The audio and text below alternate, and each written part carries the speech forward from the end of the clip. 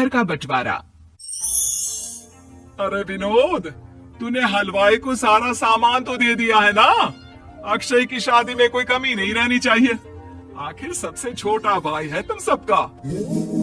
हाँ माँ, आप चिंता मत करो, मैं पूरा ध्यान रखूंगा। मंगल बेटा, तूने तो कहा था कि फूल का ऑर्डर दे दिया है, यहाँ तो फूल पहुँचे ही नहीं। अब क्या बहू की विदाई के बाद फूल आएंगे? माँ, मैंने अभी बात की है फूल वाले से, वो रास्ते में ही है। आप किशोर भैया से क्यों नहीं कहती कुछ करने को? किशोर पहले ही मेरे बताए काम कर रहा है। पास के सभी रिश्तेदारों और मोहल्ले वालों को कार्ड वही तो देकर आया था। रिसेप्शन के लिए हॉल भी उसी ने बुक किया था। टेंट कुर्सी वालों को भी तो वही देख रहा है। पर कई मोहल्ले वाले तो हमारे भरे पूरे परिवार से जलते भी हैं। उन्हें बुलाने की क्या जरूरत थी? बेटा, शादी ब्याह में तो बुलाना ही पड़ता है, नहीं तो लोग क्या कहेंगे। दादी दादी देखो ना, हलवाई अंकल हमें लड्डू नहीं दे रहे, आप इनको डांटो ना। अरे चैन सुख दे देना बच्चों को लड्डू, क्यों तंग कर रहा है इन्हें? बीबी जी, मैं कहाँ मना कर रहा हूँ, लेकिन लड्डू बनते ही ये बच्चे उठा उठा कर खा लेते हैं। अरे मैं तो इन्हें थाल में रख के परोस भी नहीं पा रहा। भागो, अब कोल्ड ड्रिंक पीने चलते हैं। भागो भागो, अब कोल्ड ड्रिंक पीने चलते हैं। जैसे कि आप देख रहे हैं, आज इस घर के सबसे छोटे बेटे अक्षय की शादी है। घर में बहुत चहल पहल है। कुलभूषण की बीवी कमला को फुर्सत ही नहीं है कामों से, लेकिन कुलभूषण और घर के बाकी लोग कहाँ हैं? आइए देखते हैं। अजी, आप यहाँ आराम से बैठकर गाने सुन रहे हो और घर में अभी तक इतने काम बचे हैं करने को। अरे भाई, मेरे सबसे छोटे बेटे की शादी है, इसके बाद तो मैं अब चिंता मुक्त हो ही जाऊंगा। और फिर घर में तुम हो, बेटे बहुएं हैं, तुम लोगों के होते हुए मैं क्यों काम करूं? मैं तो शान से बेटे की शादी में जाऊंगा तैयार होकर। अरे ठीक है, अब आप आराम ही कीजिए।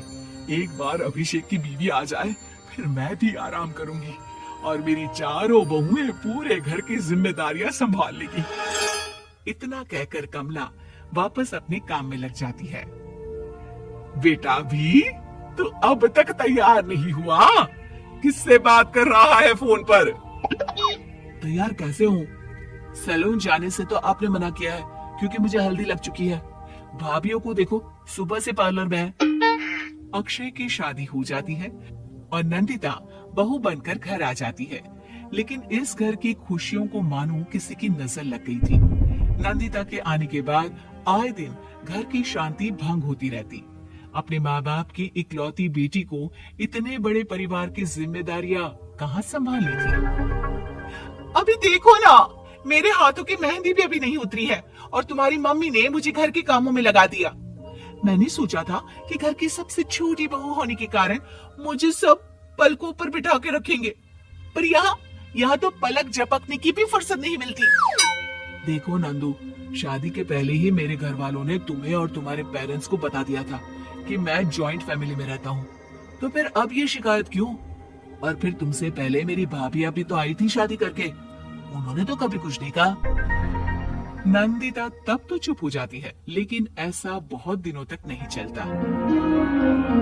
अरे नंदिता, माँ बाबूजी की दवाई का टाइम हो गया है, उन्हें दवाई दिलाओ और उसके बाद सबके लिए नाश्ता बना देना। पर भाभी, मैं तो अभी अपना फेवरेट सीरियल देख रही हूँ, प्लीज मेरी जगह आप कर लो ना ये काम। ठीक है, मैं तेरी जगह माँ बाबूजी को दवाई दे आती हूँ और नाश्ता बना लेती हूँ। तू मेरी जगह पूरे घर की डस्टिंग करके 5 बच्चों को स्कूल के लिए तैयार करके भेज देना और दोपहर का खाना बनाने के बाद कपड़े धोकर सुखा देना। उसके बाद हम दोनों मिलकर बाजार जाकर सब्जी ले आएंगे, फिर डिनर की तैयारी कर लेंगे और उसके बाद बस भाभी, मैं माँ बाबूजी को दवाई देकर सबके लिए नाश्ता बना देती हूँ। ये भगवान, ये कहाँ लाकर फंसा दिया मुझे। मेरे घर में तो गिनती की 8 रोटियां और 2 सब्जी बनती थी और नाश्ता निपट जाता था, यहाँ तो रोटियों का ढेर और सब्जियां बड़े बड़े पतीलों में बनानी पड़ती है।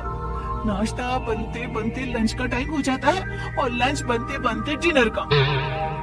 अभी मुझ में तुम्हारे पूरे परिवार का नखरा उठाने की और ताकत नहीं बची। मैं ऐसे नहीं रह सकती। अरे तो क्या चाहती हो तुम?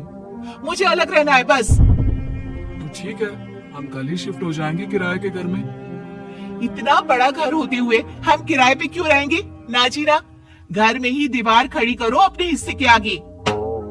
घर के साथ साथ घर की खुशियों में भी दीवार खींच जाती है। ऐसे ही कई महीने बीत जाते हैं और नंदिता माँ बन जाती है। बच्चे के आने से अभिषेक के कंधों पर खर्चों का बोझ आ पड़ता है। अभिषेक का बोझ कम करने के लिए नंदिता भी पार्ट टाइम जॉब कर लेती है, लेकिन इससे उसके सर पर नौकरी, घर और बच्चे की जिम्मेदारी बढ़ जाती है। नंदिता, ये क्या है? तुमने घर भी ठीक से साफ नहीं किया, ना ही मेरे कपड़े धुले हैं। चिंटू के बाल भी कटवाने जाना था, देखो उसके बाल कितने बढ़ गए हैं। अरे करती क्या हो पूरा दिन तुम? मैं करती क्या हूँ? तुम्हारा नाश्ता और लंच बनाने के बाद चिंटू को डे केयर सेंटर पर छोड़ कर आती हूँ, फिर खुद ऑफिस जाती हूँ। पूरा दिन काम करके आने के बाद बिना आराम किए बाजार से सब्जियां लेकर आती हूँ, घर आकर खाना बनाती हूँ, चिंटू को देखती हूँ, और क्या करूँ मैं? अरे तो किसने कहा था अपने सर पर इतने काम लेने को? मत जाओ ऑफिस। ऑफिस जाए बिना घर के खर्चे कहाँ से पूरे होंगे? चिंटू की डे केयर का खर्च, उसके लिए बेबी फूड का खर्च, प्रेस वाले का खर्च, ये सब तुम्हारी सैलरी से होता नहीं है। अगर परिवार से अलग नहीं होती तो इतनी मुसीबतें नहीं उठानी पड़ती तुम्हें। तुम्हें परिवार के साथ मिलकर काम करने में दिक्कत थी, लेकिन काम तो अब भी बहुत है तुम्हारे सर पर। चिंटू को भी डे केयर भेजने की जरूरत नहीं पड़ती। उसको गोद में खिलाने के लिए दादा दादी और घर के सभी बड़े होते। उसके साथ खेलने के लिए उसके भाई बहन भी होते। मेरे तीनों बड़े भाइयों के बच्चे भी बड़े हुए हैं, लेकिन बिना महंगा बेबी फूड खाए, क्योंकि मेरी माँ और भाभी आप बहुत अच्छे से जानती है कि बच्चे को क्या खिलाना चाहिए। बिजली के बिल जैसे खर्चे भी सब मिलकर बांट लेते थे, लेकिन तुम्हें तो सबसे अलग रहने में ही मजा आता है, तो अब शिकायत क्यों करती हो? बस करो अभिषेक, बस करो। मैं मानती हूँ कि मैं गलत थी। मेरे एक गलत फैसले ने हमें बिल्कुल अकेला कर दिया है सबसे। एक घर में होते हुए भी हम बाकी परिवार से अजनबियों की तरह रह रहे हैं। अभिषेक और नंदिता की सारी बातें घर के बाकी लोगों को सुनाई दे रही थी। तभी कमला बोल पड़ती है। अरे नंदिता बहू, किसने कहा कि तुम अकेले हो? तुम्हारा इतना भरा पूरा परिवार है ना तुम्हारे साथ। हम तो बस ये चाहते थे कि तुम अपनी गलती समझ जाओ। अगर हम तुम्हें समझाते तो शायद तुम ना समझती, लेकिन अपनी गलती का एहसास तुम्हें खुद हो गया है, तो अब तुम समझ चुकी हो परिवार में एक साथ रहने का मोल क्या होता है। मम्मी जी, मुझे माफ कर दीजिए, अब ऐसा दोबारा कभी नहीं होगा। अरे माफी बाद में, पहले मेरा पोता जरा मेरी गोद में तो दे, और तू जाकर सबके लिए चाय बना ला।